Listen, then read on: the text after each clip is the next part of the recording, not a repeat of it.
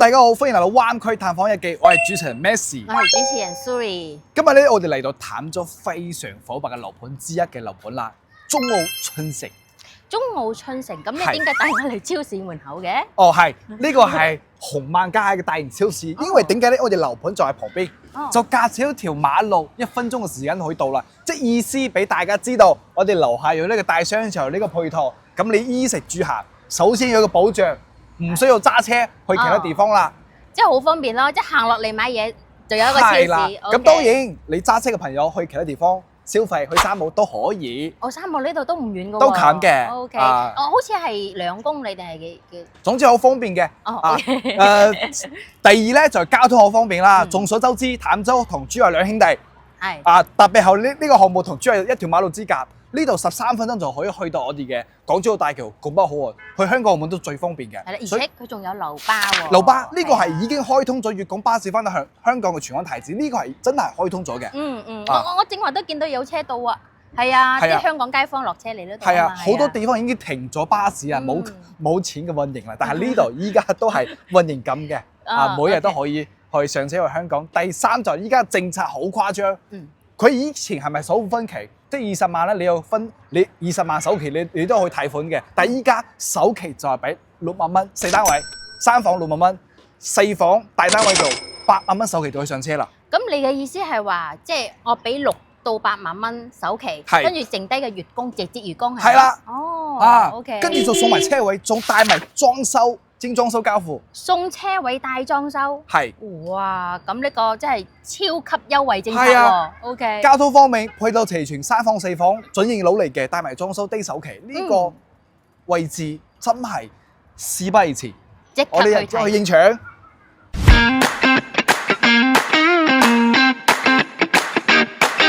我哋依家係中澳春城嘅示範單位。係啦，我哋而家所處嘅位置咧係4樓嘅位置啦。咁呢個位置係咩位置咧？首先啊，依家賣緊嘅40棟咧係1梯2房嘅，大家可以見到咧，佢中間有個連廊，即係呢邊有一部電梯2套單位，我嘅身後前邊嗰邊都有一部電梯2套單位嚟嘅。大家可以跟住我鏡頭。首先咧，呢個位置係我哋嘅樓梯，或者咧。呢邊移步翻呢度咧，係我哋嘅一部電梯，1梯2房。首先最細嘅單位係104平方嘅，等於香港嘅1050尺嘅單位，3房2廳2衛。呢個戶型咧係比較方正嘅，亦都係比較常規嘅戶型啦。係啦，咁我哋嚟到入湖花園呢個位置啦。咁我嘅左手邊咧，佢設計師佢整咗一個展示嘅一個鞋櫃。即係有2個功能咯，你可以展示下自己嗰啲物品啦，同埋一啲鞋櫃啦。咁我哋嘅右手邊咧就係一個廚房啦。咁到時我哋嘅交標咧，呢度係一埲牆嘅。我哋睇到示範單位佢係將呢埲牆打咗佢，跟住整翻咗一個開放式嘅廚房。咁我哋睇到嘅3件套佢都係有嘅喎，交標。咁交標我就唔知係咩牌子㗎啦，但係我覺得同西門子係差唔多同。即係大品牌啦，因為中澳咧喺中山嚟講開發到好多項目，佢對呢啲基本嘅品質係有要求、有條件嘅。係咯。同埋咧，佢交付嗰時，呢個廚房旁邊仲有一個生活陽台嘅。咁佢係 book 咗。係，佢封咗。佢封咗。呢個有一個陽台嘅。咁其實佢都有個窗啊，都採光都 OK 嘅。係啦。咁佢整咗一個開放式嘅廚房有咩好處咧？好處啊，我以為係個人中意咯，唔係個人中意咯。我認為係即係佢個餐廳顯得闊落啲。OK， 係啦，佢坐嘅人即係會多啲咯，即係唔係單止係6個人，咁你可以坐到容納到有8到10個人噶啦。係，咁我對中澳嘅呢個發展商嘅樣板間咧係比較點講咧，就比較受到。同其他發展商唔一樣，佢嗰啲設計啊，嗱呢個係我哋嘅畫同埋佢呢個顏色嘅燈咧係同好多樓盤唔一樣嘅，即係比較有設計感。佢有佢嘅風格，係同埋我哋入嚟睇到呢啲，真係同其他發展商唔一樣啦。即係比較有品味咯。係啦，係啦。咁我哋成個客廳嘅開間要3.7米，呢個係比較合理嘅，因為通常80幾方嘅3房都去到3.5米左右啦。係啦，咁其實見到呢度都好闊落下嘅嗱。其實我覺得呢個電視係細咗嘅，係你可以擺翻一個100寸，我覺得都 OK。其實都夠用嘅。咁可能大家可以見到，好似係咪睇過呢個樣品間？可能好多香港嘅朋友心裏一睇到，即係一入嚟可以感覺到，有啲以前睇過呢個樓盤或者睇過呢個示範單位，係呢一棟咧，今次咧係今日最新嘅消息就加推40棟同埋41棟，以前都賣緊嘅，但係依家咧有啲尾貨未賣完咧，佢發展商有個新嘅政策。首先就低首期。幾多咧？中國春城以前咧係必須要俾正常首期嘅，100萬俾15萬，150萬俾22萬。但係今次咧可以做低首期，睇你大單位細單位啊，細單位就6萬蚊首期，大單位8萬蚊首期就可以上車啦。咁其他都係銀行貸款要供得噶啦。所以呢個係今日最新嘅消息，同埋買呢個40棟同埋41棟有20年嘅使用。停車位可以使用，即係20年嘅車位使用權。係啦，係啦。咁係咪加？我聽講話仲可以加3萬，就可以變成一個產權車位。係啦，好嘅。我哋講翻我哋成個戶型啦。佢呢個陽台啊，好誇張。佢呢度開始到呢度都係陽台嚟嘅。咁正常嚟講，陽台係到呢個位置。咁點解喺呢度咧？因為佢發展商報建嗰時咧，有一個細細地嘅位置做咗一個花池嘅設計。呢個同好多發展商唔一樣，因為好多發展商冇呢啲花池嘅設計，就發展為咗即係中澳為咗大家去多用啲空間，就專登係設計呢個位置。即係多啲使用，多咗一啲使用位置咯。係起身因為佢知道大家唔會用花池嘅。唔會用花池。OK。係啊，咁封窗咯，即係幫大家去同政府去傾呢個位置做花池，但係佢知道業主通常大部分都唔係做花池。係啊，咁都要同大家講翻啦。咁到時嗰陽台個門咧就喺呢個位置嘅。係啦，咁到時如果大家中意封窗嘅話咧，可以將佢唔要呢個門就封窗啦。係啦，呢個位置都幫大家諗埋㗎啦。嗱，洗衣機擺喺呢度，嗱呢度係儲物櫃啦、洗手盤啦都有。大家可以見到我哋嘅景觀係非常之好嘅。樓下咧今日星期日，所以可以見到好多嘅小朋友有羽毛球場，隔離咗籃球場，同埋我哋嘅視野非常之高猛嘅，同埋呢度入住樓係非常之高嘅。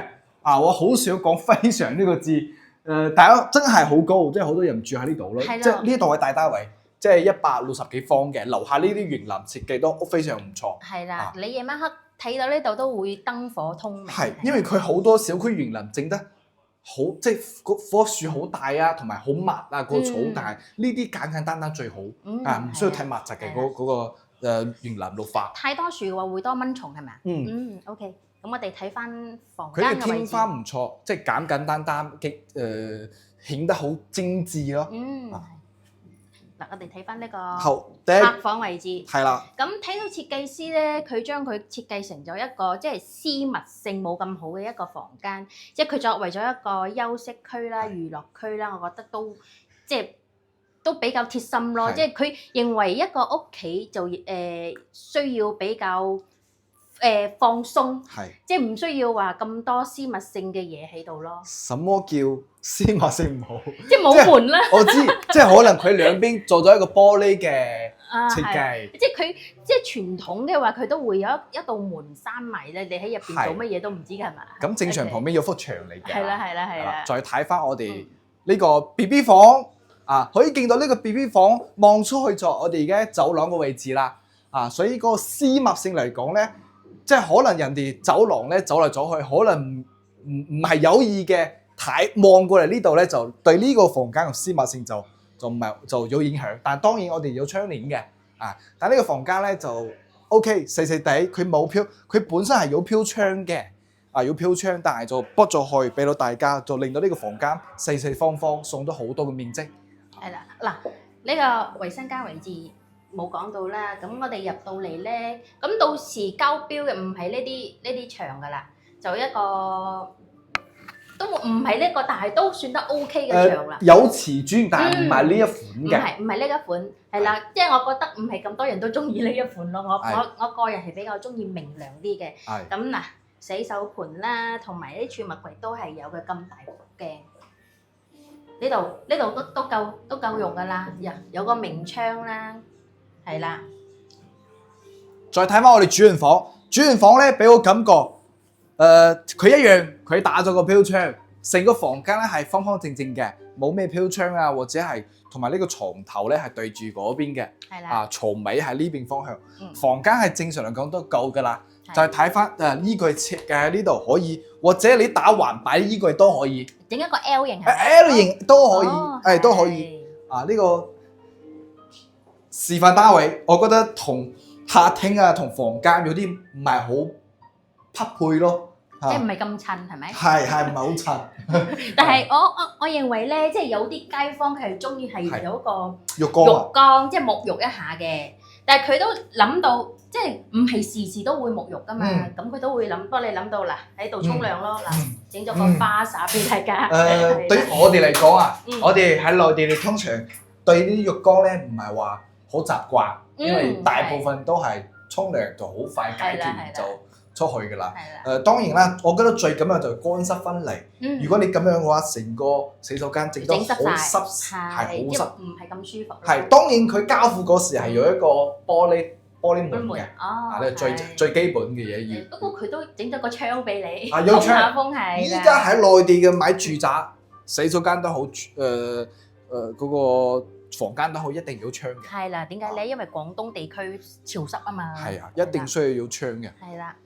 呢個就係我哋嘅104平方嘅一個戶型啦，3房2廳2衛，咁住都係朝南向嘅。係。咁佢嘅優勢咧就係佢陽體係非常之大嘅，同埋104做3房2廳2衛，佢房間都非常之可以，唔係話好細，同埋依家呢個價錢大概係如果係無批價咧就係12000幾，如果係大裝修就13000至14000之間嘅價錢。反正首期都係6到8萬啦。係咁，總之如果大家中意輕鬆啲，精裝唔使煩咧，就大概130-140萬咁。原本首期就20萬，但係今次咧就可以6至8萬蚊首期就可以上車啦。係啦。咁呢個好事嚟嘅，因為你首期俾得少，你嘅資金周轉係對於你嚟講，啲業主方面嚟講係非常之豐富、非常之靈活嘅。反正依家銀行貸款，你本金你還咗1年就可以提前還本金，唔使利息。所以呢個低首期係令到自己嘅成本少咗好多。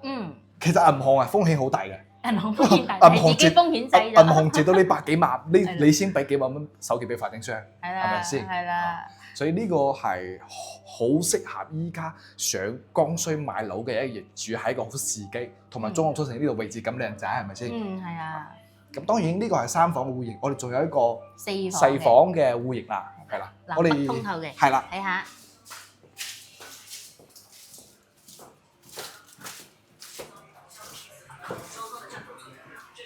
嗱，呢個就係我哋118平方嘅南北對流雙陽台嘅一個4房啦。咁大概等於香港嘅1250尺嘅單位啦，可以見到1250尺，超級大4房。呢個戶型最好嘅就係南北對流啊，佢個採光通風都係最佳嘅。係啦，咁我嘅左手邊咧係一個餐廳位。咁嚟到我先睇咗呢個廚房位咧。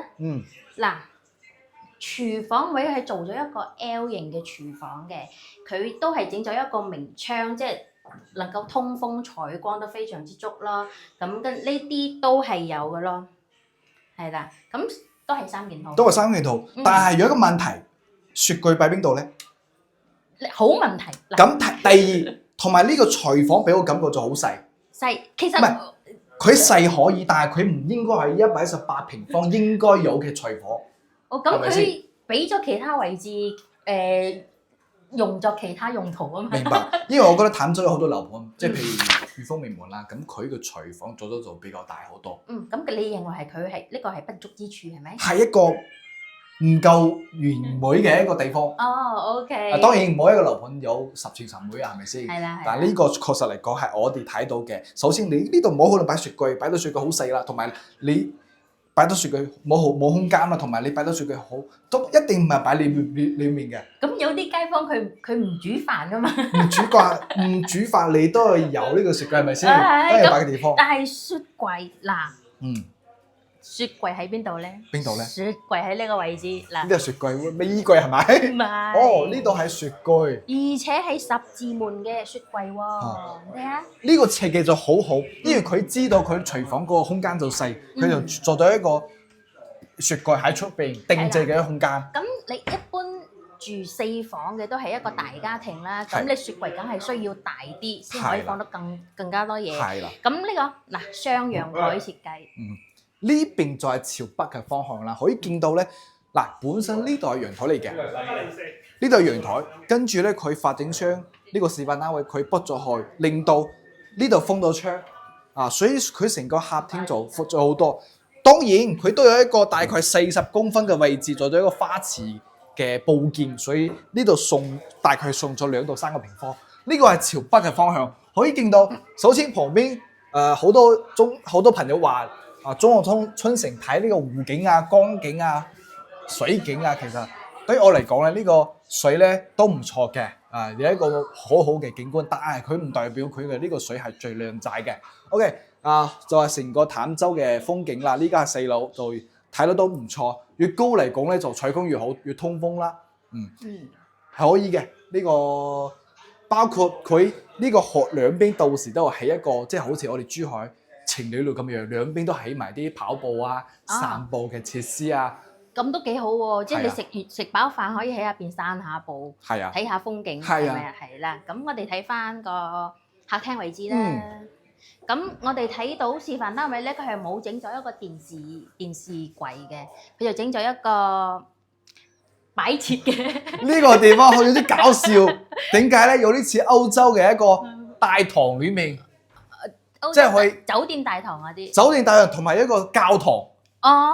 唔知該唔該講啊？總之有啲似教堂裏面呢兩盞燈喺呢度啊，有啲相似啊。可能我見識少啦，唔係咁識欣賞。但係你擺翻個電視，整翻個電視櫃都係夠位嘅，因為呢度比較闊落咯。大家都睇到佢整咗一個護牆板，其實呢個護牆板咧，佢係即係都整咗好闊嘅位置嘅。咁如果大家唔整護牆板嘅咧，都會大啲咯。美觀好多呢個護牆板。係啦。同埋呢個開間都大好多，呢個開間達到4米2嘅開間啦。係有咁陽台都係正話講啦，陽台呢個門喺呢度，係啦，佢都係唔所以拆咗道門，咁封咗窗嘅，係啦，咁呢度佢就整咗一個，佢擺咗個 sofa。呢個露台咧，大概係2米2嘅長，2米2都唔止，因為好闊呢個陽台佢打咗去。我諗佢都應該都有4米噶啦。有2米大幾，接近3米咯。好 OK。可以見到咧，我哋中澳春城咧點講咧？從呢個樓盤從舊年開始就非常之火爆啦。咁呢啲都係今年先陸陸續續收樓嘅，都可以見到好多業主封緊窗或者入住入去噶啦。係啊。所以呢個樓盤同埋樓下可以見到好多小朋友喺下面去玩啊。今日星期日，其實講真就係呢個地段係唔可以去相比嘅，因為我哋呢度最快13分鐘就可以翻到港珠澳大橋。最緊要我覺得最方便我嘅一點咧係佢好近三毛。三毛會員店。三毛。係啦，咁你自己去行三毛又得啦，你嗌三毛送嘢過嚟都 OK 㗎，都好近，一個鐘都好送俾你㗎啦。太方便啦。係啦。即係其實住喺呢度，你門口就係珠海，你坦洲同我哋嘅珠海係兩兄弟啦，係咪先？同埋即係兩兄弟一齊，即係冇咩區別嘅。坦洲係珠海嘅契仔啊。係啊，性價比咯，好多性價比咯。睇翻我哋呢個洗手間。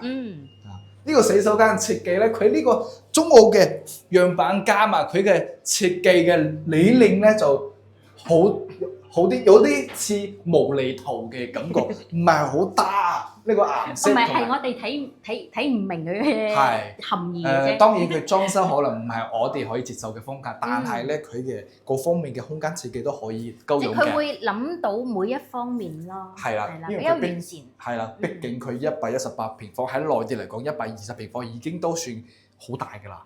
通常我哋都要住100平方左右。咁我睇翻呢個房間啦。佢一般都係做咗一個客房，但係睇到咧，佢整咗一個兒童房。即係我一入嚟，我好似入到西班牙，即係西班牙或者意大利嘅場呢個感覺啊！即係呢個風格，去咗異國嘅感覺係啊，去咗歐洲其他國家，一秒出國係咪？但係佢嘅空間可以四方方嘅，冇咩邊角位，同埋都飄窗幫你打咗去，呢個好。令到房間大咗好多個空間。最緊要佢有個窗咁大個窗。需要嘅。採光 OK。其實窗喺呢邊好，因為你瞓覺呢度佢陽光可以入嚟。你如果窗喺嗰邊，呢度好暗嘅，好黑。即如果窗喺呢邊咧，呢度好黑㗎啦。呢度好黑係咪？係啦，因為佢就係一邊有窗。即係佢都設計師都諗到咯。係啦。嗱呢個正常嚟講個窗嘅開晒嘅呢個窗。咁大家嫌一個床佢細嘅話咧，其實我覺得你仲可以擺翻，其實你可以擺到2米床嘅，你可以整一個榻米，利用翻啲空間，我覺得好大咯呢度。咁呢個就係最細嘅房間啦。因為佢做咗大概有20公分嘅深度，做咗一個定制嘅櫃。同埋你個房間做咗一個功能房間啦。需要嘅話，呢度都可以整成一個3櫃啊。係。OK。其實我哋嘅朋友翻嚟，我哋內地住都好啊。你通常你睇你人口住幾多？通常你係1家3口定係1家4口，同埋仲係1-2個人咧，就睇自己嘅需求啦。夠嘅情況下咧，就可以多啲整啲功能性嘅房間，可以去跟住自己嘅興趣愛好需求去設計。咁呢個套房就必須要重點講一下啦。呢個設計比較少見，真係少見。點解少見咧？首先我入嚟咧，呢個係我哋主臥嘅洗手間。係啦，佢都係整咗一個浴缸，冇乾濕分離。但係我覺得到時大家都按照自己嘅需求，整翻一個乾濕分離嘅啦。但係呢個主臥嘅咧就可以做浴缸，因為佢空間就喺呢度，佢係長同埋闊嘅。因為狹嗰個出邊嗰個洗手間係長，但係佢好窄。即係唔夠位啦。係啦。OK。哇！呢度整咗衣帽間喎。呢度做係我哋女性最中意嘅一個空間啦。係啦，但係可惜嘅係我冇咁多衫。係啊，你鞋具、衣具咩化妝間。係。瑜伽室都可以㗎啦。即係你話做一個運動嘅。係啦。咁其實好少見嘅一點咧，衣帽間佢可以咁開揚嘅一個陽台，即係一個 L 型嘅陽台。但我覺得如果大家唔需要咁大嘅衣帽間咧，我覺得如果有 BB 小朋友嗰啲咧，呢度可以整成一個 BB 房。其實都足夠，都夠大㗎啦。係啦。咁呢度啲衫櫃啊、乜嘢啊、Kili-Kola 都有。係。呢個就係主臥嘅床嘅位置。呢個牆嚟嘅，我以為係衣櫃。係啦。呢個主人房反而有飄窗嘅位置啦。係啦。其實飄窗，我覺得飄窗唔緊要啊。你底邊可以整一啲櫃，可以做一個收納櫃咯。可以打開嘅喎。可以打開啊？係啊。可以。係啦。咦？佢唔係佢係冇飄窗嘅。佢整咗一個櫃。係。係啦，可以坐。呢個就係118平方嘅細房，南北對流嘅最好嘅戶型啦，通風採光同埋你嘅採光最好。佢嘅亮點係一個套房，係啦，同埋一個南北對流。同埋價錢咧係以前嚟講又去到180幾或者190幾萬，但係今日星期日開始，佢嘅價錢咧就有好多嘅空間啦，因為依家搞緊特價房，總價就160萬左右。係啦，細聲啲隔離話題。係啦，唔好走漏風聲。跟住正常嘅首期要俾24萬嘅。係，咁而家就需要6到8萬。依家開始都係8萬蚊，6萬蚊係細單位啦。咁佢大單位再起碼8萬蚊以上嘅首期。咁佢冇話到幾時截止咧？咁就睇各位香港朋友幾時打電話俾我哋咯。係咪先？你快啲過嚟睇，就快啲我就可以享受呢個名額呢個政策咯。係咪先？你都係你醒喎。冇話幾時截止，就睇你幾時過嚟。係啦，你幾時得閒，我哋就幾時得閒。點講咧？首先呢個項目係冇得講㗎啦。了解坦洲嘅樓盤嘅朋友一定知，一定要睇中國新城。呢個位置係冇得講，盤門口就係嗰個珠海南屏嗰個華海商都個位置啦。佢樓下有一個紅萬街嘅大商場。係啦，咁我哋見到即係佢樓下好多啲商業配套都有啦。咁如果呢個樓盤佢冇人住，即係佢唔夠人流嘅話咧，我諗啲商家都唔會入住嘅咯。總之就呢度，因為近珠海，因為近拱北口岸、廣州大橋，好多澳門嘅翻工嘅人都晚上過到淡都住，所以呢個樓盤咧交通方便，配套齊全，同埋租都好租，成熟嘅大型社區，你自己住好，但係佢樓下有啲五馬角咀、爛角咀，呢啲都唔使講噶啦。係啦，咁佢係屬於一個改善型嘅一個社區咯。最關鍵就今日開始低首期送車位，精裝又得，毛坯都可以，毛坯12,000幾。你都心喐係咪？係啊，佢好多選擇俾到大家。係啊，即係方方面面都照顧到大家咯。即係你唔使你自己就住。係，所以今次我哋拍緊係3房同埋4房，其實佢都係2房嘅。哦。但係我哋之前好似拍過。OK， 咁大家揾翻之前條片啦。係啦。總之呢個低首期政策咧，真係好好嘅，對於我哋剛需嘅業主買一個好消息，所以有興趣嘅朋友快啲大家 WhatsApp 我哋，或者打電話俾我哋，我哋專車睇樓。係啦，而且我哋24小時在線，歡迎大家打電話聯繫我哋。點解我哋而家講嘢咁細心咧？因為太多客人，好多客係啦。好啦，我哋今期就冇到呢度啦，歡迎大家點擊我哋上方嘅 WhatsApp，快啲聯繫我哋，我哋下期再見，拜拜。